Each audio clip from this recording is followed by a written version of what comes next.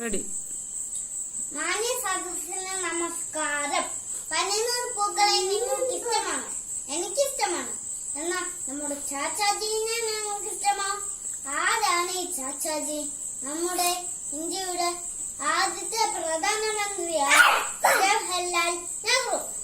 ആ പനിനീർ പൂവിന്റെ ഓർമ്മയ്ക്കായിട്ടാണ് നവംബർ 14 വീണ്ടും കടന്നുവരുന്നത്. പൂക്കളെയും കുട്ടികളെയും ഒരുപോലെ സ്നേഹിച്ച നമ്മുടെ ചാച്ചാജിയുടെ ജന്മദിനം. ആ ജന്മദിനാണ് നമ്മൾ ശിശുദിനായിട്ട് ആഘോഷിക്കുന്നത്.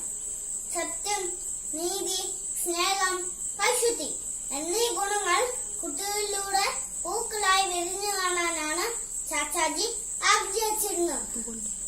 അതുകൊണ്ട് തന്നെയാണ് അദ്ദേഹം പൂക്കളെയും കുട്ടികളെയും ഒരുപോലെ സ്നേഹിച്ചും ഇഷ്ടപ്പെട്ടു.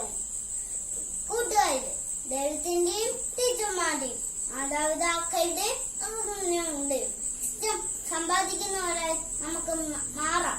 നാടും വീടും നദിയാലെയും ശോഭിക്കുന്ന പൂക്കളായി നമുക്ക് തിളങ്ങാം. ചാച്ചാജിന്റെ പുഞ്ചി പോലെ ശോഭിക്കുന്ന ഒരു ലോകം നമുക്ക് സ്വപ്നം കാണാം. ആ സ്വപ്നങ്ങൾ പൂവണിയാൻ നമുക്ക് ഒരുമിച്ച് വർദ്ധിക്കാം. നന്ദി, നമസ്കാരം.